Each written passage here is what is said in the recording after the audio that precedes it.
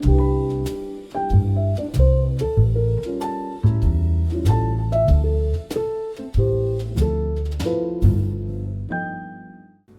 እኔ ይድነቃቸው አይኔ እባላለሁ። የፊልም ባለሙያ ነኝ። ላለፉት 12 ወደ 13 ዓመት እየሄድኩ ነው። እንግዲህ ላለፉት 13 ዓመት ገደማ እዚህ ሙያ ውስጥ ነው ያለሁት። የመጀመሪያው ዲግሪን በእርግጥ በሌላ ትምህርት ነው የሰራሁት። ከዛ በኋላ ፊልም ጽሁፍና ድርሰት ማለት ነው ዳይሬክቲንግ ተምሬ የመጀመሪያ በዳይሬክቲንግ የተሳተፍኩበት ስራ ዳና የሚባል ተከታታይ ድራማ ነበር ኢትዮጵያ ቴሌቪዥን ላይ የሚተላለፍ። ከትምህርት ቤት ከወጣው ከአንድ ወር በኋላ ነገር እሱን መስራት ጀመርኩ። እንግዲህ እስከ ዛሬ ድረስ እዛ ስራ ውስጥ ነው ያለው። በቅርቡ እየተላለፈ ያለ ዲኤስቲቪ ላይ ድራማ አለ ግዛት የሚል፣ እሱን አዳፕት ማድረግ ወይም መጻፍ ላይ ነበርኩኝ። አሁን ከወራት በፊት ጨረስኩኝ። አንድ ደግሞ በቅርቡ የሚወጣ ፊቸር ፊልም ወይም ተራኪ ፊልም አለ። እነዚህን ሙያዎች በጽሁፍና በዝግጅት በራይቲንግ ኤንድ ዳይሬክቲንግ ፕሮዲስም ያረኳቸው የተወሰኑ ስራዎች አሉ። ላለፉት 12 እንግዲህ ወደ 13ኛ ዓመት እየሄድን ነው ስሰራ የነበርኩ የፊልም ባለሙያ ነኝ። ይህንን ቃለ መጠይቅ ለረጅም ጊዜ ለማድረግ እያሰብን ነበር፣ አልተሳካልንም። ዛሬ ተሳክቶልናል። ስለዚህ በደንብ እንጫወታለን። ያንተ ዘመን ተወልደ ያደግከው አውቶብስ ተራ ነው። ያንተ ዘመን አውቶብስ ተራ ምን ነገሯ ልዩ ነው? እኛ እንግዲህ ምንድነው መርካቶ፣ አውቶብስ ተራ፣ ሞቢል፣ መሳለሚያ፣ አብነት እስከ ታችም ደግሞ ከወረድሽ እስከ ቢስ መብራት እንለዋለን እስከ ጣሊያን ሰፈር መሄጃ ድረስ መርካቶ አውቶብስ ተራ እያልን የምንጠራው አካባቢ ነው። እና የኔ እንግዲህ ልጅነት ያለፈው በ80ዎቹ ነው። ኢህአዴግ እንግዲህ 83 ነው ስልጣን የያዘው። ያንን ጊዜ አላስታውሰውም፣ ግን 88 89 እንደዚህ የነበረው አዲስ አበባ በተለይ ደግሞ መርካቶ እኔ የምኖርበት ሰፈር ከአራተኛ ፖሊስ ጣቢያ ጀርባ ነው እና የገበያ አለ ሁሌም። ሰዎች ይመጣሉ ተገበያይተው ይሄዳሉ ከተለያየ አካባቢ እና ብዙ ሰው እንደውም የመርካቶ ልጅ ነኝ እንደዚህ ነው ስትይው ቤት አለ እንደ መርካቶ ምናምን ነው የሚልሽ። የገበያ ዘፈር ብቻ ነው ገበያ፣ ሁሉም ሱቁን ዘግቶ የሚሄድበት። ግን እኛ እንኖር ነበር አሉ የተለያዩ ሰፈሮች አሉና ሰው በዛ ጊዜ ጎልቶ የሚታወሰው ነገር ምን መሰለሽ? አንደኛ እኛ ኳስ የምንጫወተው ማታ ነው። ምክንያቱም ቀን ሱቆች ስላሉ ኳስ መጫወት አትችይም። ኳስ ደግሞ የምንጫወተው አስፓልት ላይ ነው። ሱቆቹን ዘግተው ሲሄዱ ባለቤቶቹ እኛ ማታ እንጫወታለን ኳስና በጣም ፈጥነን ቤት ገባን ማለት 3 ሰዓት ነው የምንገባው ከምሽቱ። ምክንያቱም መብራት በርቶ ማታ ነው መጫወት የምንችለው። ጊዜያችን ያ ነው እና ኳስ የምንጫወተውን ነገር አስታውሳለሁ። ኳስ ደግሞ ስንጫወት ለምሳሌ ከኛ ቤት ትንሽ ወረድ ብለሽ 30-40 ሜትር እድገት ሹራብ ቤት የሚባል ነበር። እድገት ሹራብ ቤት እንግዲህ ለተማሪዎች ዩኒፎርም በመሸጥ ሹራብ በመሸጥ በጣም ታዋቂ ቤት ነው እና እድገት አለ። ከእድገት ፊት ለፊትም ሱቆች አሉና ብዙ ሰፈር ያሉ ልጆች ማሊያ፣ ቁምጣ፣ ካሶተኒ እንላለን ደግሞ ካልሲው ተመሳሳይ የሆነ ከለር ማግኘት ሳይችሉ እኛ ግን እንችል ነበር በአጋጣሚ። እንደውም ይሄ ላይለን አሁን የጨርቅ አይነቱ ሹራብ የሆነ ነው እኛ መጀመሪያ እንለብስ የነበረው። እናስታውሳለሁ ጥቁርና ነጭ ቀለም ያላቸው፣ ከዛ አረንጓዴ ቁምጣ ካሶተኒ አድርገን ምናምን ፕሮፌሽናል የሚመስል መልክ ሁላ ነበረ። እንግዲህ ኳስ የምንጫወተው አስፓልት ላይ ነው። ሌላው ደግሞ ቪዲዮ ቤት ነው። በአጋጣሚ የእናቴ እናት አያቴ 2 ቪዲዮ ቤት ነበራት። ማለት ነጋዴዎች ናቸው። እሷ ነጋዴ ናት እና ምግብ ቤት አላት፣ 2 ቪዲዮ ቤት አላት። ከዛ የሆነ እንደዚህ ብቻ ትሰራለች ስራዎች። ያው መርካቶ አካባቢ ሆነች መቼም በቢሮክራትነት ብቻ ስራ ይኖረኛል ብለሽ አታስቢም። እና አያቴ እንደዛ አይነት ስራ ትሰራ ነበርና በጣም በልጅነቴ አስታውሳለሁ። ብሩስሊን ነው የምትወደው አያቴ እና ቪዲዮ ቤት ውስጥ እሷ ቁጭ ላይ ሂሳብ ትቀበላለች። እኔ የማማ ቦርሳ ነበር የሚል ከእሷ ጋር አልለያይም። ተይዘህ ነው የምትሄደው? ለምን የእሷ ልጅ ሴት ናት፣ እኔ ደግሞ ወንድ ነኝ እና ቤት ውስጥ የተገኘው ወንድ ልጅ እኔ ነኝ እና በጣም ነበር ደስ የሚላት አያቴ እና አትለየኝ እና ቁጭ ብለን ብሩስሊ ሲመጣ በጣም ተወደዋለች በተለየ መልኩ እና መጡብህ ልጅ ምናምን ትላለች እና እናቴ ሴት ስለሆነች እሱ ብሩስሊን ሳይሆን የአያቴ ልጅ ነው የሚመስለኝ። የማዘር ወንድም ነው ይመስለኝ። ልጄ ነው የምትለው ሁልጊዜና የሆነ ሌቦቹ ምናምን ሊያጠቁት ይመጡ የለ ቀስ እያሉ ኮቴያቸውን አድብተውና ልጄ ላይ መጡበት ልጄ ላይ ምናምን እያለች ስትጮህ ሰውን ስትረብሽ አስታውሳለሁ። እኔ ግን የእሷ ልጅ አይደል እንደ መብቷ ነው ብዬ ነበር ምሰማት። በኋላም ነቫንዳም ቻክ ኖሪስም ነበረ። ትንሽ ከእኛ እድሜ ከፍ ይላሉ ታላላቆቻችን የሚያዩት እና ቪዲዮ ቤት ነው ያደግኩት። ከእግር ኳስ ቀጥሎ ፊልም ነው ማቀው። በአጋጣሚ ደግሞ ትምህርት አባቴ ያው ትምህርት ይወዳል፣ እሱም የተማረ ሰው ነው። በትምህርት እንድገፋ ስለሚፈልግ ከ13 ዓመቴ በኋላ ደግሞ ሰፈር ቀየርን እና የሄድንበት ሰፈር ያው በግጥም ነው የሚመስለው። ከመርካቶ ወደ ላፍቶ ነው የሄድነው እና ላፍቶ በጣም ዝም ያለ ሰፈር ነበር፣ በዘጠናዎቹ ማለት ነው። እርሻውላ ምናምን የነበረበት ሰፈር ነውና እንደኔ አይነት መሀል መርካቶ ተወልዶ ላደገ ልጅ እንደ ላፍቶ አይነት ዝም ያለ የገጠር ቀመስ የሚመስል አካባቢ ደግሞ እንደገና የሆነ ከ6ኛ ክፍል በኋላ ምናምን ወይ ከ5ኛ ክፍል በኋላ እዛ ሲሄድ በጣም ነበር የሚጨንቀኝ። 3 ሰዓት ማታ እንገባለን ብዬሻለሁ። ቀን ሙሉ እብደት ነው፣ ጩኸት አለ፣ ወሬ አለ፣ ሰው ይወጣል ይወርዳል መርካቶ እና ላፍቶ ስንሄድ ግን ጸጥ አለ ሁሉም ነገር እና ፋዘር በቁጥጥር ውስጥ አዋለኝ ማለት ነው።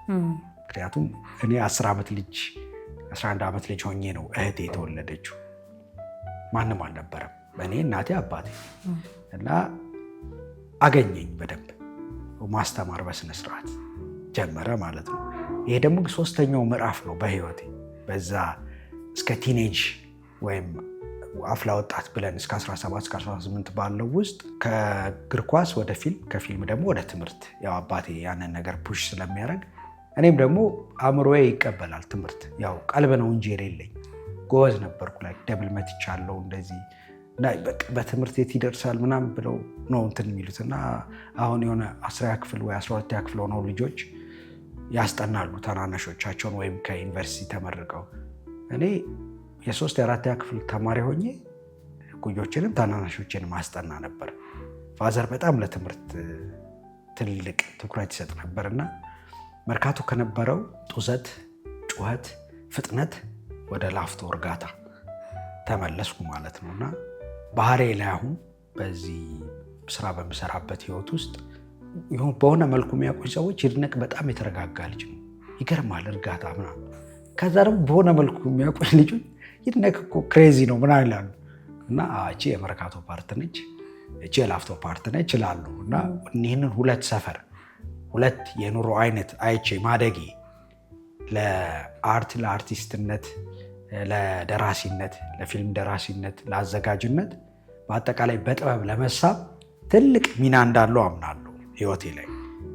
ትምህርትም ደግሞ በተወሰነ መልኩ ያው በአባቴ ብርታት በተለይ በጠነከርኩባቸው ዓመታት የሆነ ጊዜ ኳስ ደግሞ እንደገና በህይወቴ ተጽዕኖን ጨምሮ ትምህርቱን ላይ ያስጠላኝ ሰነፍ ተማሪ ሆንኩበትም ጊዜ ነበረኝና እንደ ሊፍት እንደ አሳንሰር የኔ ህይወት እንደዛ ይመስለኛል። ማለት ወደ ላይ የሚወጣል ወደ ታችም ይወርዳል።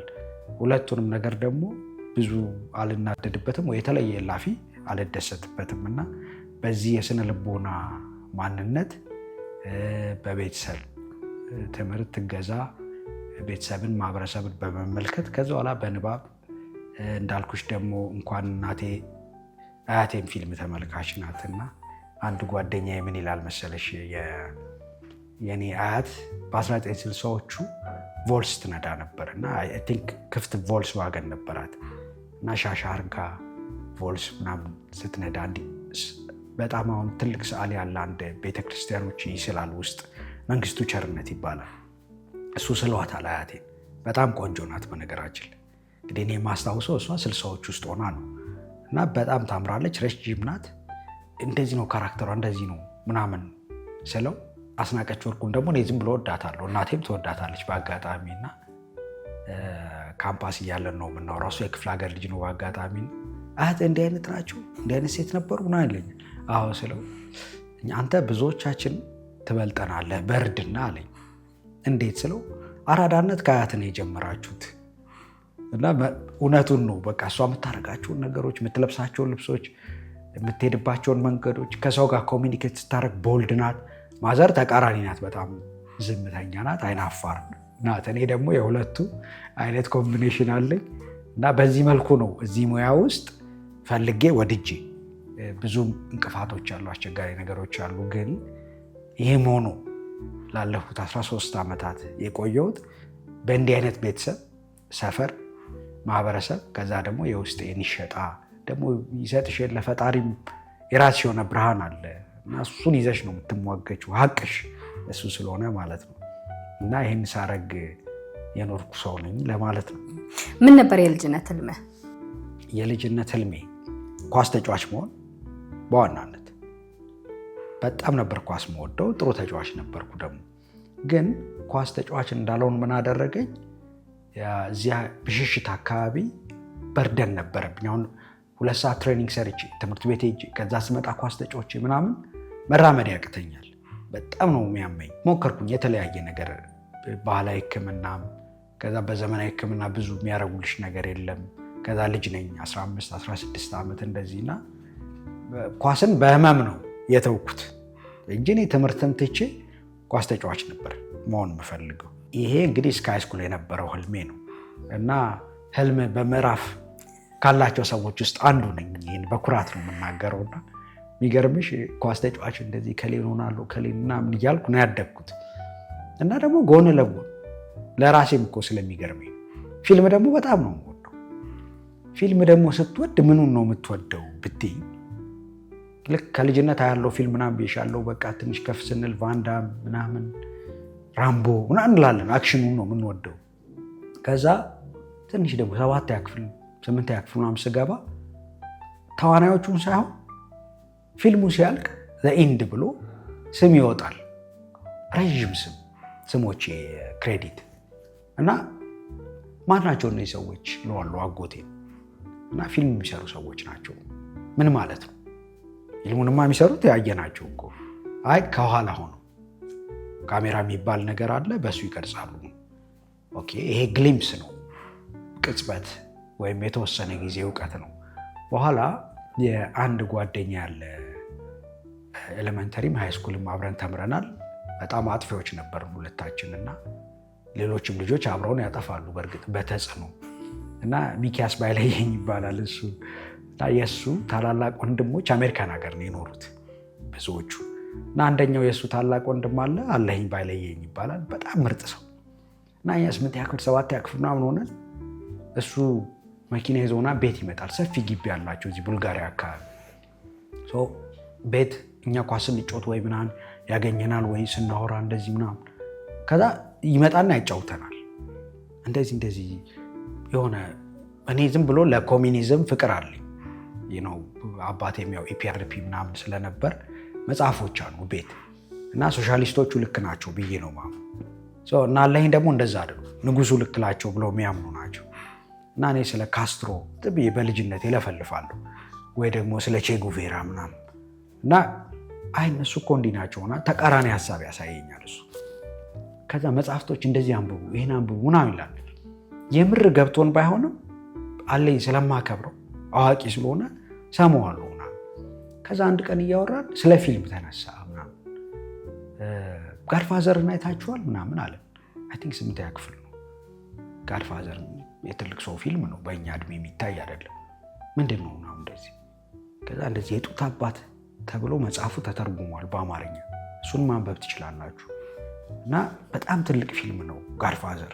አሌ የሚያደንቀው ፊልም ትልቅ ፊልም ነው ማለት ነው። አሌ አዋቂ ነው ብዬ ስለማስብ እሺ አየዋለሁ እንደዚህ ምናምን አልኩና ከዛ ዳይሬክተሩ አሁን ያኔ አስታውሼ ሳይሆን አሁን ስለማውቀው ነው ነገርሽ፣ ፍራንሲስ ፎርድ ኮፖላ ይባላል እና በጣም ሂዝ ጂኒየስ። ጸሐፊው ደግሞ ማሪዮ ፑዞ ነው። እንደዚህ ዲያር ኒው ኔምስ ለእኔ ማላቃቸው ሰዎች ናቸው እና ኮፖላ ነው ምንድን ነው የሚያደርገው ምናምን ዳይሬክተር ነው። ዳይሬክተር ምንድን ነው የሚያደርገው? ዳይሬክተር እንደዚህ ስክሪፕት አለ ጽሁፍ፣ እሱን ተቀብሎ ተዋናዮቹን ይመራል፣ እንደዚህ ያደርጋል እንደዚህ ያደርጋል።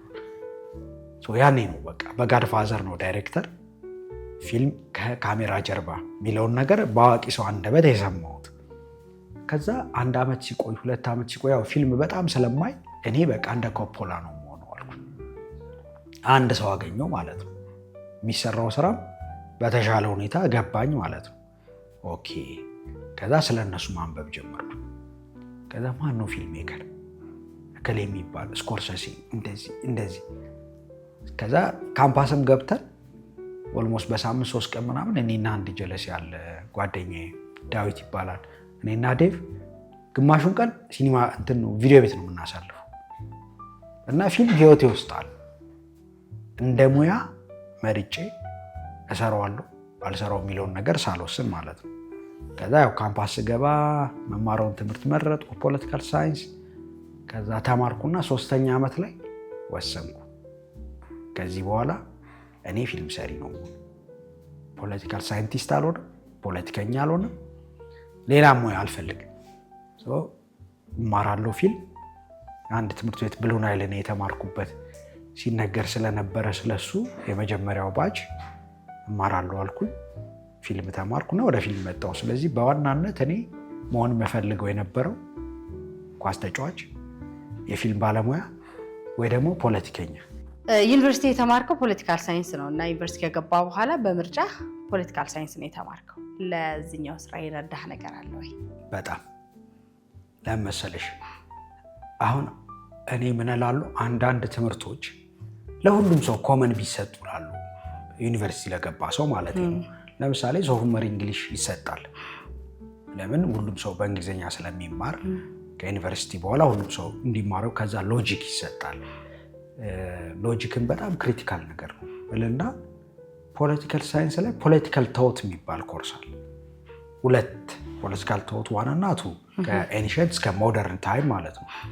እና ፖለቲካል ቶት ከልቤ የተማርኩት ሳብጀክት ነው ወይም ኮርስ ነበርና በጣም ብዙ ነገር እንዳውቅ አእምሮ የመክፈት ያህል የለም የሆነ በተለይ ደግሞ እኛ ሀገር በማሰብ መንገድ ላይ ደካማ እንድንሆን የሚያደርገን ብዙ ነገር አለ ብዬ አስባለሁ።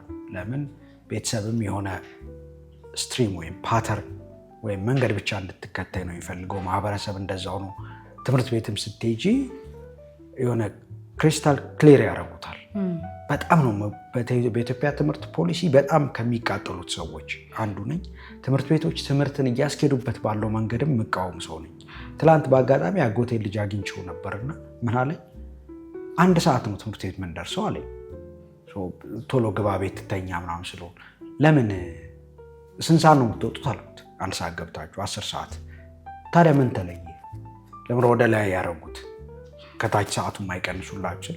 አይ የተወሰንን ተማሪ ነው የምንገባው በ1 ሰዓት ሲለኝ፣ ጎበዝ ተማሪ እንደሆነ አውቃለሁ። እሱ ደካማ ተማሪ ሆነ እንዲህ ልጅ የተወሰነ ሲለኝ እገዛ የሚያስፈልጋቸው ልጆች ስለመሰለኝ ማለት ነው። ምን ማለት ነው የተወሰነ ተማሪ ስል፣ አይ ያው ትንሽ ጎበዝ ተማሪዎች ቀድመን ገብተን ነው የምንማረው። ምን ማለት ነው አልኩት። ወራባውታ ዘርስ ሊረዱ የሚገባው ሌሎቹ። ሲጀመር ልዩነት አያስፈልግም። ካልሆነም ድሮ ይደረግ እንደነበረው ለምሳሌ ጀነራል ዊንጌት የሚማሩ ልጆች በፊት ከመላ ኢትዮጵያ አንደኛ የሚወጡ የተሻለ ውጤት ያመጡ ልጆች ተሰብስበው እዛ ይማራሉ። በቃ ኦልሬዲ ተመርጠዋል። አንድ መደበኛ ትምህርት ቤት ሃይ ስኩል ውስጥ ወይም ኤሌመንተሪ ውስጥ ግን ከ1 እስከ 3 የሚወጡ ወይ ከ1 እስከ 5 የሚወጡ የተሻለ ግሬድ አላቸው የሚባሉ ልጆች ቀድመው ገብተው ይማራሉ። ከዛ ያው የፈረደበት ማትሪክ አለ ብዙ ተማሪ አሳልፏል ለመባል ይመስለኝ። ይሄም ሆነ አልሆነ ምክንያታቸው ግን ተማሪዎች በግሬድ በትምህርት ልዩነት ሊኖራቸው ይገባል፣ ግድ ነው። ፋስት ለርነርስ አሉ፣ ፈጣን ተማሪዎች፣ ስሎው ለርነርስ አሉ፣ ከዛ ደግሞ አቨሬጅ ተማሪዎች አሉ። እነዚህን አስታርቆ መሄድ ነው የሚገባው። ከዛ ተማሪዎች ቀድሞ ይገባሉ። ይህ በጣም በጣም ትልቅ ውርደት ነው ለኔ። ይሄንኑ ነው ትላንትም ሲደረግ የነበረው። ትምህርት ላይ ትልቅ ችግር አለ። ፖለቲካል ሳይንስ ስገባ የምወደው የሚቀርበኝ ነገር ህግ ነው የምማረው ወይ ፖለቲካል ሳይንስ ነበር ምለው ሃይ ስኩል ላይ ያለውና የሚቀርበኝ ነገር እንደሆነ አምኜ ነው የገባሁት። በዛ በጣም ደስተኛ ነኝ። ምክንያቱም እዚህ አስቸጋሪ የትምህርት ስርዓት ውስጥ ማሰብ የሚባለውን ውድ ነገር እንዲቀለኝ አድርጎኛል። ሀሳብ እንድደፍር ከትላንት እስከ ሞደርን ታይም እስከ ዘመናዊ የፖለቲካ አስተሳሰብ እንዳነብ፣ እንድወያይ፣ ደግሞ ከልቤ ስለምወደው ከልቤ ነው የተማርኩት። ያው ለግሬድ ለምናምን አይደለም የተማርኩት፣ በደንብ ነው። ስራዬ ላይ ግን በተጨባጭ ደግሞ ጠቅመዋል ወይ ስትኝ፣ ለምሳሌ የዛሬ 9 ዓመት የጻፍኩት ስክሪፕት አለ። ያው በበጀት ምክንያት አልሰራሁትም እንጂ እስካሁን የዛሬ 8-9 ዓመት 1200 ገጽ ነው የጻፍኩት። 1200 ገጽ 45 ክፍል እና የዛሬ 9 ዓመት 20 ምናምን ዓመቴ በዛ ጊዜ ነው የጻፍኩትና አንዳንድ ሰዎች እንደዚህ ፕሮዲስ ለማድረግ ሙያ ውስጥ ያሉ ሰዎች አንብበውታልና በአማርኛ እንደዚህ ስክሪፕት ይጻፋል ብለውኛል። ቢኮዝ እኔ ላይፌን ስለሰጠው ነው እንደዛ ሰራ የነበረው እና ያ የደርግ ጊዜ ስቶሪ ነው እና እጄን መሀል ጣቴ አብጦ ነበረ ምጽፍበት። ለዛ ነው ወደ ላፕቶፕን የሄድኩት እንጂ በእስክሪብቶና በወረቀት ነበር ምጽፈው እና ያንን ስቶሪ ሲጽፍ ያልኖርኩበትን ዘመን የጻፍኩት። ያልኖርኩበት ዘመን እንድገባ ያስቻለኝ ግን ንባብና ምናምን ያገኘሁት እውቀት ነው። ፖለቲካል ቶትን ሁሉም ሰው በተማረው ላሉ ዩኒቨርሲቲ ገብቶ ሀሳብ ለመድፈር፣ ሀሳብ ለማሰብ፣ በሀሳብ ለመፋጨት፣ ከዛ ደግሞ አዲስ ነገር ለመሞከር፣ ከዛ ደግሞ ፊልም ባይት ሰልፍ ለአንድ ሳብጀክት ብቻ የሚጠራ ሙያ አይደለም። ምክንያቱም ለምሳሌ ግብርና ቢሆን አንቺ የተማርሽው መስክ ላይ ገጠር ብዙ ነገር ትታዘቢያለሽ። የገጠር ሰው ፍቅር ህይወት እንዴት ነው? የገጠር ሰው ህይወት ውስጥ እንዴት ነው? ድህነትን ማግኘትን፣ እምነትን፣ ልጅ ማሳደግን፣ እህል አምርቶ ለከተማ ሰው መሸጥ እንዴት ያየዋል አንድ ገበሬ? አንቺ ነሽ ከኔ የተሻለ ልታቂ የምትችው። ኢንቫይሮንመንት ምንድን ነው? ለእኔ ሳየው መስኩ ሲያምር እንትኑ ሲያምር ልል ይችላል።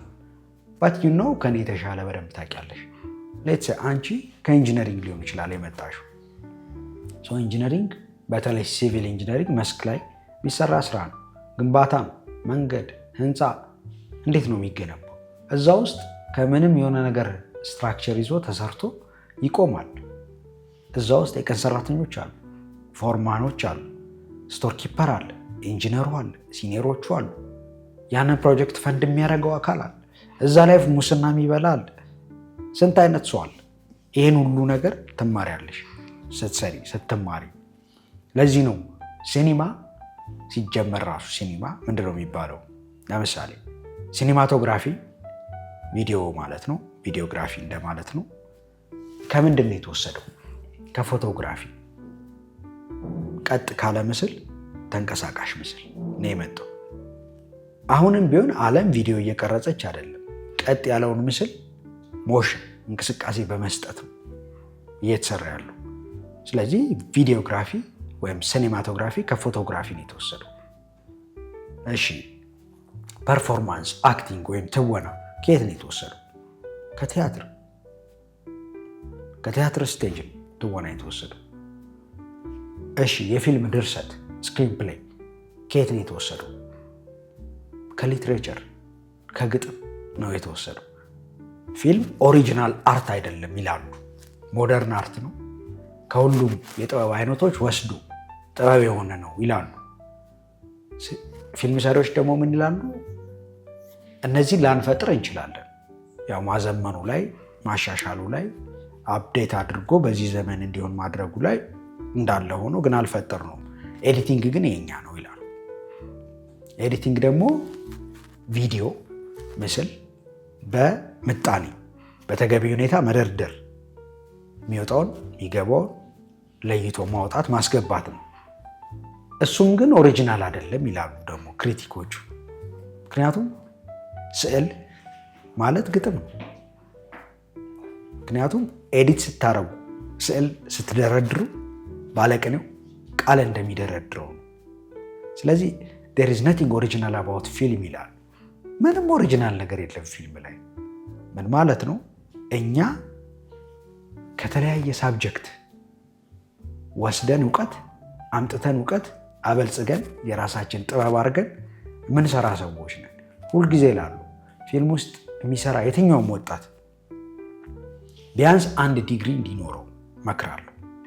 ወደ ኋላ ልመልስህና ተመርቀህ ከወጣ በኋላ ከዩኒቨርሲቲ 3 ዓመታቱን ምን አደረክ? የተማርከውን ሙያ እንደማትሰራበት ስትወስን ምን አይተህ ምን ተገዝበህ ምን አስወሰነህ? ከዩኒቨርሲቲ ከጨረስኩ በኋላ የመጀመሪያውን 6 ወር ስራ አልነበረኝ። ምን ልሰራ እችላለሁ? ፊልም ነው መማር የምፈልገው። የሆነ ድርጅት ውስጥ ገብቼ ወይ የሆነ መስሪያ ቤት ውስጥ ገብቼ ልሰራ አልችልም፣ አልፈልግም። ከዛ ምንድነው ድሬድ ነበርኩ። ይኸውልሽ የመጨረሻ ዓመት አክቹዋሊ ትምህርት እየተማርኩ ዩኒቨርሲቲ ድሬድ ነኝ እና ድሬዴን ተቆረጥኩት ስመረቅ። ምክንያት ነበረ ድሬድ ያደረክበት? እኔ ቦብ ማርሊ በጣም ነው የምወደው እና ቦብ ማርሊ የኢትዮጵያንም ባንዲራ ስለሚወድ በመላው ዓለም ኮንሰርት በሰራበት ቦታ በሙሉ በአረንጓዴ ቢጫ ቀይን የኢትዮጵያን ንጉስ የሚያከብር የሚያመሰግን ሰው ነው። ሙዚቃዎቹንም ወድለታለሁ፣ አከብረዋለሁ። እና እኔ ግን ቦብን በምድረው ሪፕሬዘንት ማድረገው እሱ ለእኛ ባለውለታ ነው። እና እኔ ድሬዶኝ ሳይ ቦብ ማርሊ ምን ይሉኛል ሰዎች። አሪፍ በቃ ስሙን አስጠራሁት ይሄን ሰውዬ በህይወት ባይኖርም። እና ይሄ ነው ምክንያት ያው ሬጌ ሙዚቃ መውደዴ እንዳለ ሆኖና 3ኛ ዓመት ማኖት ከተመረኩ በኋላ ለምን ተቆረጥኩት? አልወደድኩትም የድሬዱን አወራረድ። ከዛ ደግሞ ቤተሰብ ማላር ስራውን ስትሰራ እንደዚህ ልትሰራ ነው ቦዘን ይመስላል እና ፕሬሸሩን ስላልቻልኩት ተቆረጥኩትና 1 2 3 ቦታ ሳላመለክት አልቀርም። ጊዜውን ትዝ አይለኝም የት ለምን እንዳመለከትኩ። ከዛ አንድ ጋዜጣ ነበረ በኖዋይ ስትሪት የሚባል ጋዜጣና እነሱ ብሮድሺት ነው ጋዜጣው፣ እንደ ታብሎይድ አይደለም፣ ሳይዙ ሰፊ ነው፣ ልክ እንደ አዲስ ዘመን ቢሮ ውስጥ የሚነበብ ጋዜጣ ነው እና የኢኮኖሚና ቢዝነስ ጋዜጣ ነው ብለው ነው የጀመሩት።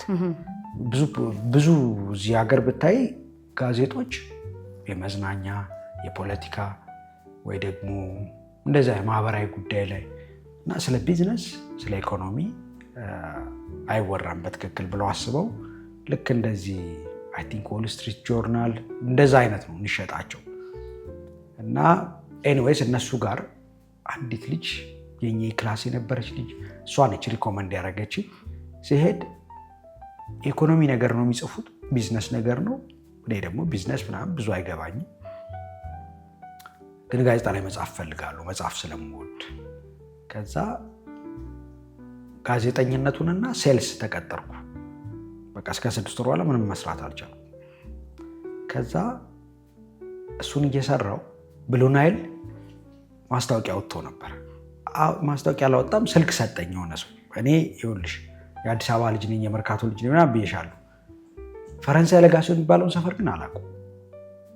መሄደው እኔ በቃ 6 ኪሎ በልጅነት የማውቀዋለሁ። ዩኒቨርሲቲውን አልፎ አልፎ ሽሮ ሜዳ ከሄድኩ ነው እሱ አላውቀውም በደንብ ያንስ አካባቢ ነው።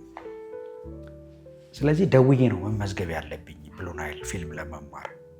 ተመርቄ በመጣሁበት ዓመት እንግዲህ ጋዜጣ ላይ መጻፍና ለጋዜጣው ሴልስ ማምጣት ጀመርኩ እና ስልክ ሲሰጠኝ ደወልኩ እና እሺ አሁን አይደለም የምንጀምረው እንደዚህ ወር ላይ ነው ምናምን አለች። እንደውላለን ብላ ስልኬን ይዘዋለሁ አለች። ያዘች ጸሐፊዋ።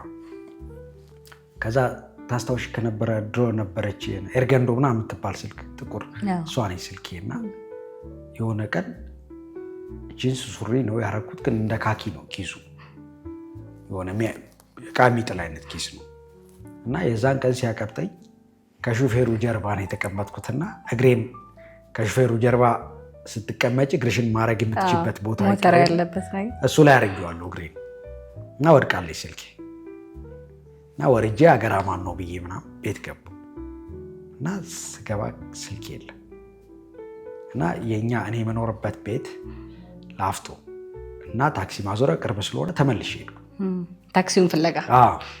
በቃ እንዳቸው ካንስተውትም ከሆነ ምናምን ብዬ ብቻ አገኘኋቸው። እንዲተራ የሚያስከብሩ ልጆች ምናምን ስልክ ጥዬ ምናምን አሁን አንድ ሴት አንስታ ስትሄድ አይተናል ምናምን አሉ እና ኤርገንዶ ናት ስልኳ።